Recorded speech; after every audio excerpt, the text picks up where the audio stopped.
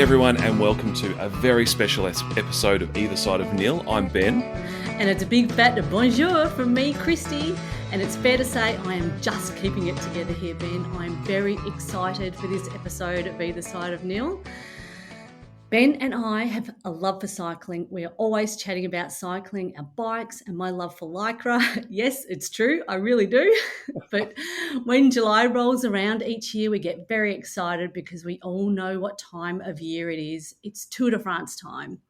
Tour de France means late nights, falling asleep on the couch, pretending to be wide awake and alert at work, drinking more coffee than usual, but most of all, it's a time of year when we get to enjoy 21 stages of 3 weeks of the greatest sporting event in the world. I'm biased, but I'm not sorry. As a build-up, we receive the official ride media program. We hang the giant poster in the lounge room and meticulously tick off the 9 riders in each team, study the route, make the annual prediction, who's going to win the yellow jersey, and we kick off the Tour de France competition on Facebook. When you say we, I think maybe not everyone goes to that extent, Christy, but we know you do because you love it, and that's awesome. Last year we had a special Tour de France summary video, which we called Either Side of Paris, and that was a smash hit.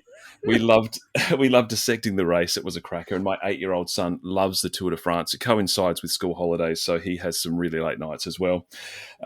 This year we've gone next level. This special TDF episode, we're absolutely delighted to have Mr. Mike Tomalaris as a VIP guest on Either Side of Nhill. Yep, Ben. And for those who may not know, Mike Tomalaris is an accomplished journalist, television host, voiceover artist, sports commentator, motivational speaker, MC, ambassador of cycling, and promoter of healthy lifestyle and mental health awareness. In 2022, he was awarded France's National Order of Merit, which is the country's second highest national order after the Legion of Honour. Mike was a face of the Tour de France and SBS Sport from 1996 to 2021 and now works tirelessly for charity and the public good through cycling tours and is also Bicycle New South Wales ambassador. However, Mike's voice is probably as recognisable as his face. So now we've got that intro out of the way, let's get Mike out of the green room and welcome him to Either Side of Nhill. Welcome, Mike. Christy and Ben, that's a drum roll that was required. That's as long as my arm. Thank you so much for the introduction. Wonderful to be here. And when I saw the title of your podcast, Either Side of Nhill, I thought, well, I've been there. I know Nhill. It's either side of Melbourne. Well, it's on one side is Melbourne, one side is Adelaide, and I have driven through that little town on the border of South Australia and Victoria many times, and here I am on the podcast. Absolutely. How exciting. A highlight. Absolutely, yeah. It's the unofficial halfway point. Mike, it's such a pleasure to have you with us. Perhaps we can start off by asking you where you are at the moment. We've been following you on your Far North Queensland cycling journey. So whereabouts do we find you tonight? Well, I'm home. I'm finally home, and I have been on a bit of an odyssey, a sojourn, because I can do that now. I've got a lot of free time, and you know, I love travelling around Australia. I have a deep appreciation for our country, and I have a much more appreciation when I travel and have the bike on top of the roof racks of my car. I've been to Far North Queensland. The weather is much warmer than where I live in Sydney.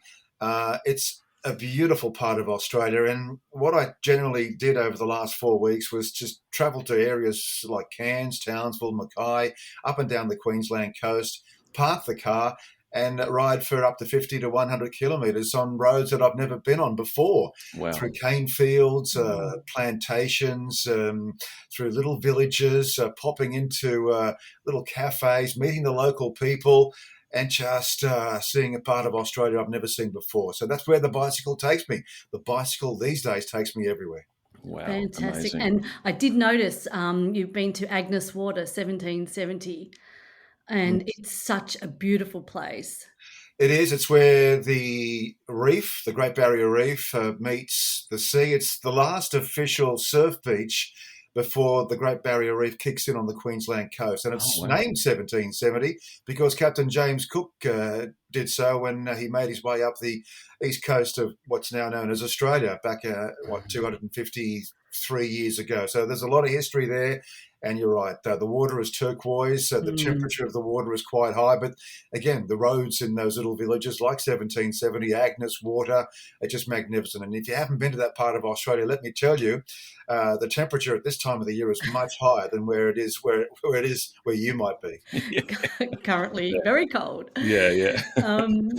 Mike, could you describe to us what the early years were like at SBS, as you were instrumental to bringing Tour de France to the Australian lounge rooms, and it's grown from strength to strength? Love to hear about that.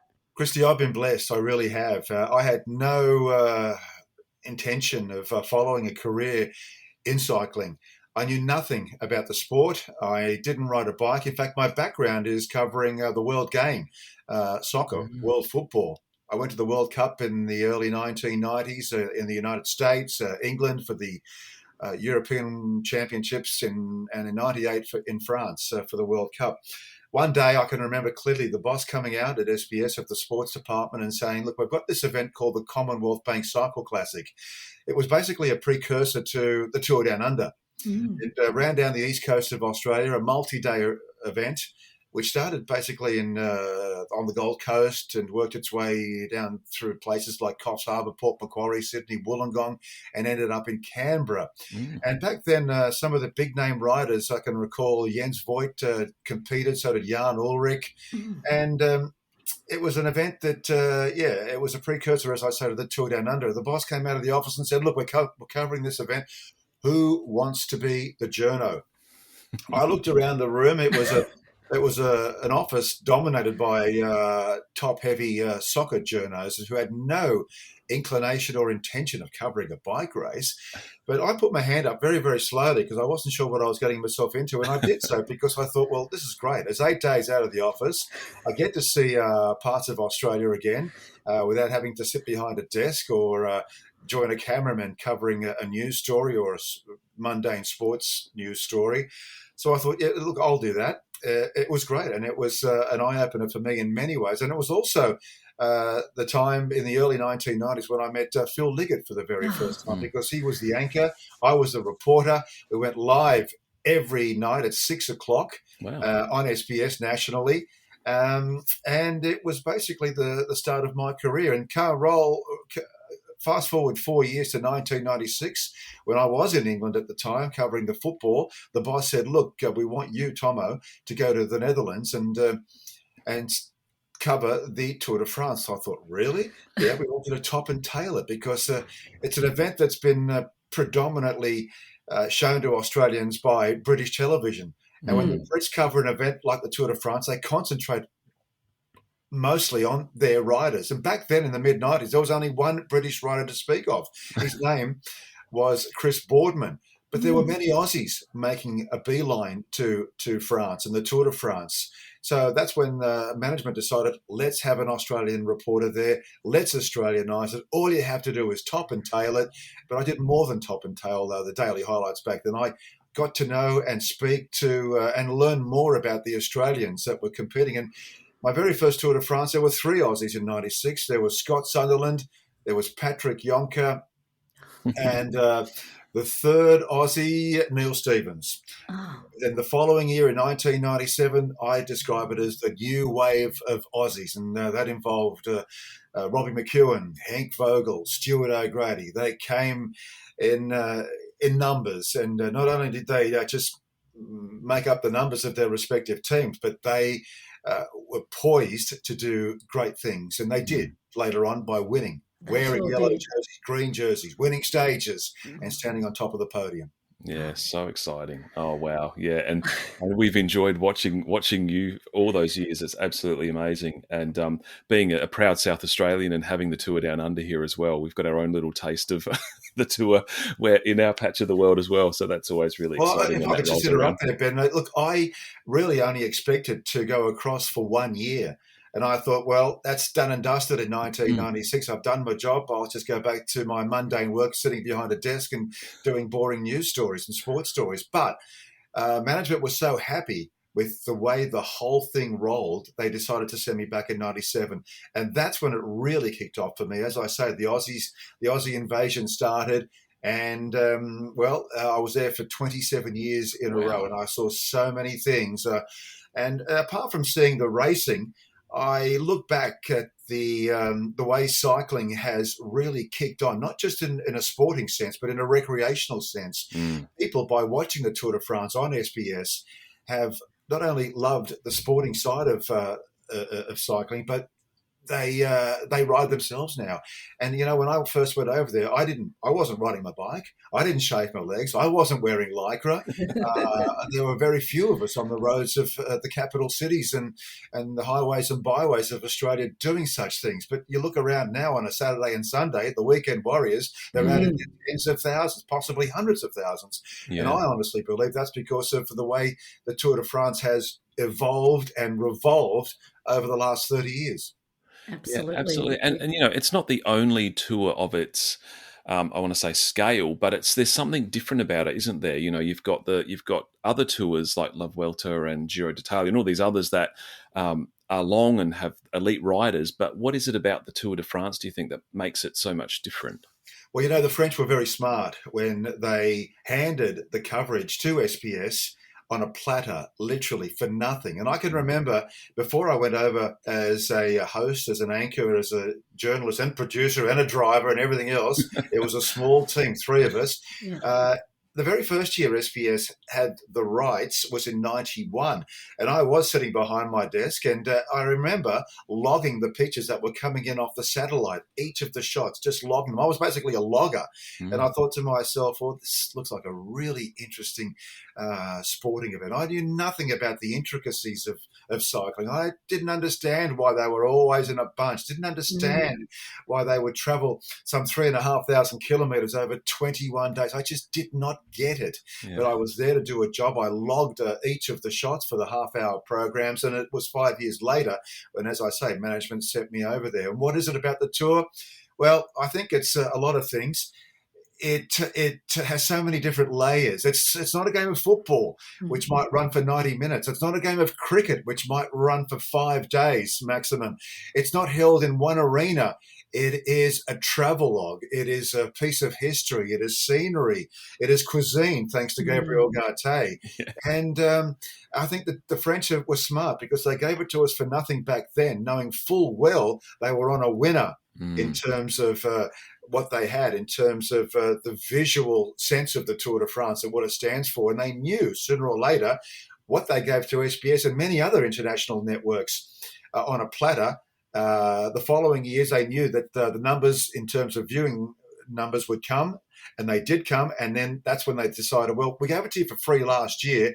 This is what it's going to cost you this year if you're interested. And management was interested. And even though the viewing numbers were minuscule back in the early 1990s, I think management also realised this is beautiful, it's different, it's not a game of footy, it is something that's quite unique for television. And look, fast forward to 2023, and there are hundreds and thousands and perhaps millions of Australians now watching the Tour de France. Yeah. It's fantastic. Wow, what a great answer. Fantastic. We could probably talk about Tour de France all day, but we really want to talk to you about some of the other stuff you're doing. You're doing a lot of charity rides, and you've participated in quite a few this year. What are some of the charities that you're riding for and raising awareness for, Mike? Look, that's what I do now. I've got plenty of time. I'm not retired. I still do gigs. I'm a host. I do get offered roles to be an MC at various events. A few weeks ago, I was in Western Australia for a gravel event, a UCI round of the Gravel World Championships. In a couple of weeks' time, I'll be in Tasmania. I'll be taking my puffer jacket as well, mind you, for another gravel event. And in late July, I'll be going to Cairns, returning there for the Tour of the Tropics, which is part of the National Road Series. And that's what I do. And you're right about the charities. I'm involved with a couple of charities. One, which is very close to me, it's the Mental Wheels Foundation. And the reason why I've really hooked up with Mental Wheels is because when I left SBS, most unexpectedly, 18 months ago, I didn't see it coming. It really affected me mentally.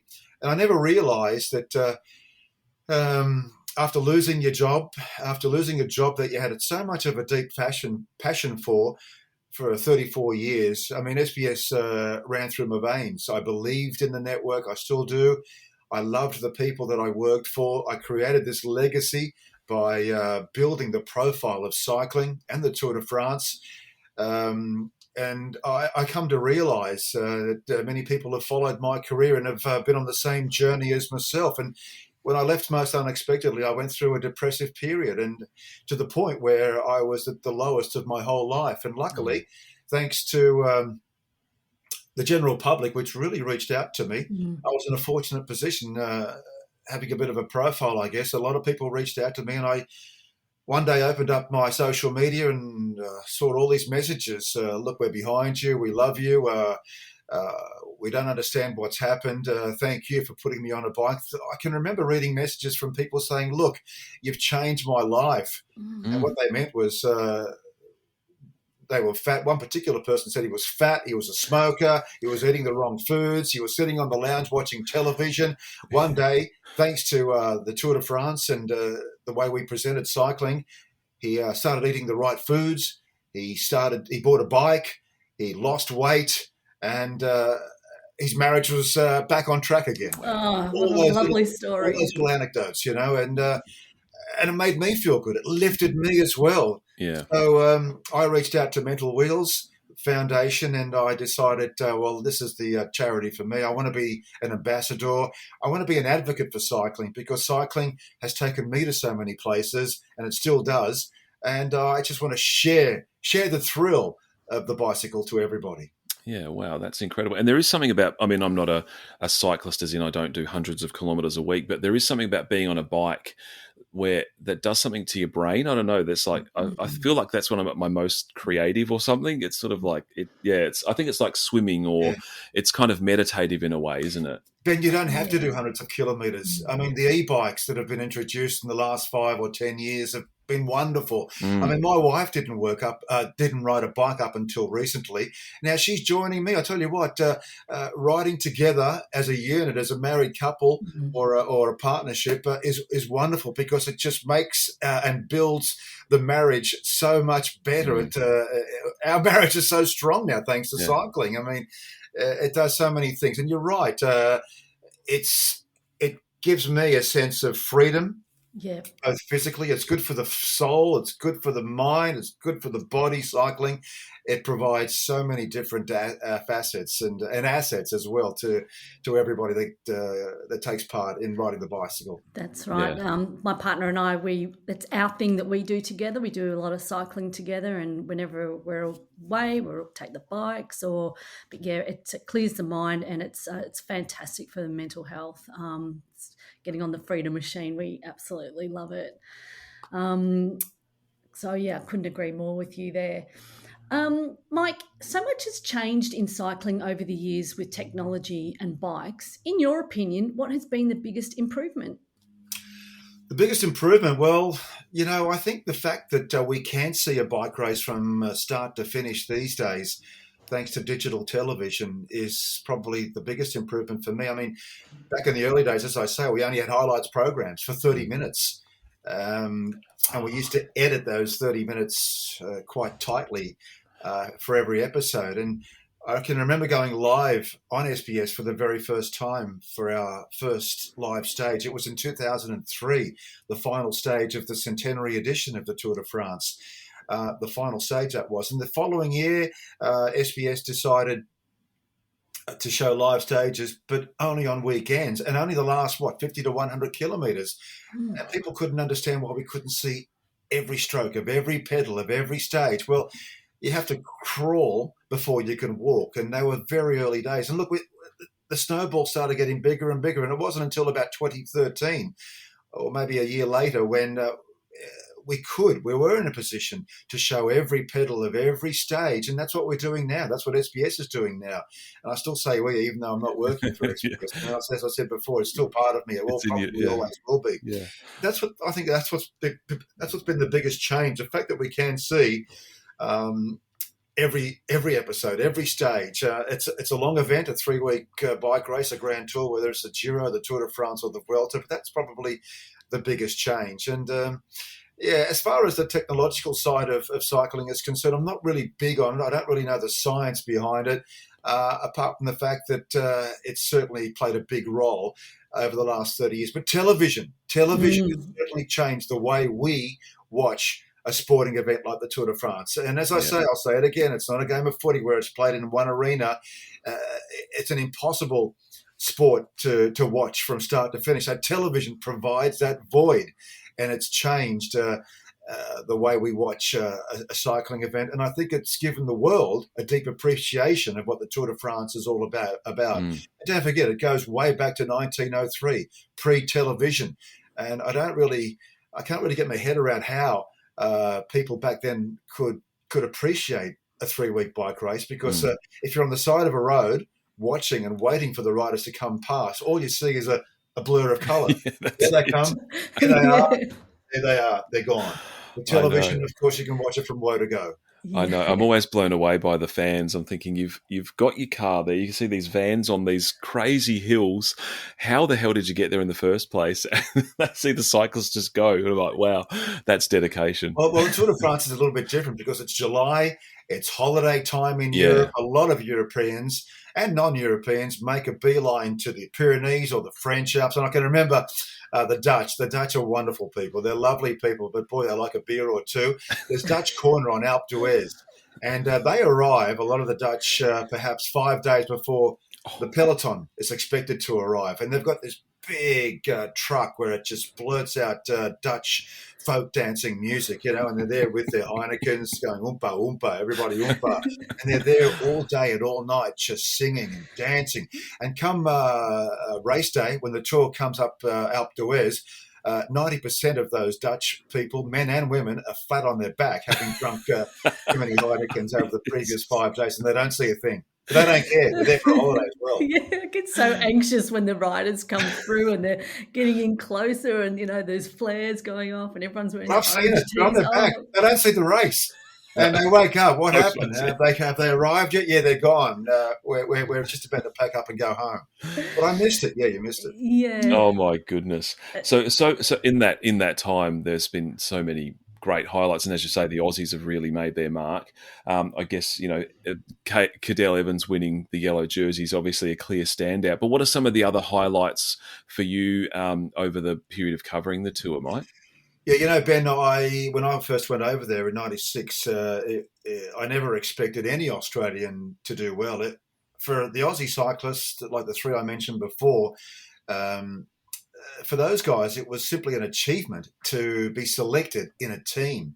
But when Robbie and Stewie, Brad McGee, and Baden Cook and many others, the wave started to crash, build and crash. Well, then we expected a lot more. I can remember Robbie McEwen in his first 3 or 4 years, he was being billed by the Europeans as the next big thing.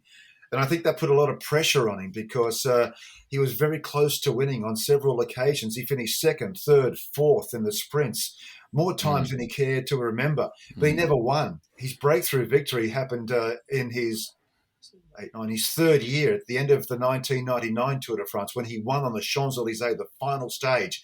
And it was like a big cloud just lifted off his shoulders. And that really was the start of greatness for him, because he went on to win 11 more stages in his career. But it took him 3 years to make that breakthrough. So there was a lot of pressure on him. So, from the very first days when it was simply an achievement to be selected, Stuart O'Grady, well, he wore the yellow jersey in his second year. And then we had Neil Stevens win a stage. And then Brad McGee came along in the early 2000s and he wore yellow. And it just got bigger and bigger and bigger with the Aussie success. And I think what also attracted Australian viewers particularly was the arrival of Lance Armstrong. And the reason for that, well, he was English-speaking like we are. He was brash, he was bold, he was arrogant. And I think he was quite articulate as well, which attracted Australia's television audiences. We obviously know a lot more about Lance these days as a result of his confessing his bully boy tactics. But back then, he was the new kid on the block, and he was a winner. And of course, his cancer previous being contracted to cancer was also a story that had to be told, and people were just tuning into that. Who is this guy? Yeah. Who is this American? It's supposed to be a European sport. Why is he doing so well? That sort of thing. And the French hated him. We loved him. Of course. Not so much these days, but we loved him back then because, like I said, he was something special, something different. And the way he attacked and wore yellow and won stages, for me, he was my hero. I got to say, he was my hero. Not so much now, but back then I'd never seen a sports person, male or female, quite like Lance Armstrong. Yeah. Do you remember that time when he cut across the field on his bike? Were you there? He jumped off the bike? Yeah. I mean, he could do anything. He was quite incredible. But I'm really glad that Cadell came onto the scene, and he changed the way we view bike races these days as well, because he's an Aussie, the one and only Australian to have won the Tour de France, and he really did conquer the last frontier for Australian sport. I mean, Aussies have won big golf tournaments, they've won Wimbledon.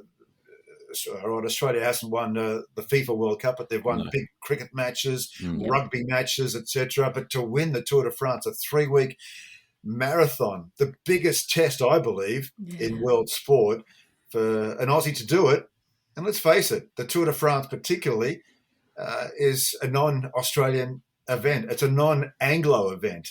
Cadell to do it, and a lot of British riders in the ensuing years to have won. It just goes to show how global world cycling is right now. Yeah. Were you there, Tomo, when Tino Arena sang the national anthem? I sure was, and I'll never forget it. It gives me goosebumps just thinking about it. Bawled my eyes out. Well, that was the year when Cadell won. Yeah. And in fact, it was the first time the national anthem was sung. It always had been played on a record, but it was sung. And for Tino Arena to reach out to the organisers and to say, look, I want to do this national anthem of Australia next to the Australian winner, free of charge. She volunteered. Well, it was something special. Because she was huge in France at that time, actually, wasn't she? Well, she still is. I think, she's an Aussie. We all know that. But she's of Italian background. She's been living in Paris for decades, and she has sold millions of records over there in several languages. And just on the award that I received last year, I'm officially, I don't brag about it because it's quite embarrassing, I'm a knight. I'm a knight of France, of the French Republic. And that's what the award is all about. Yeah. It's the National Order of Merit. And I'm told one of only 2 people to have received that award. The highest honour, as you said before, Christy, is the Legion of Honour.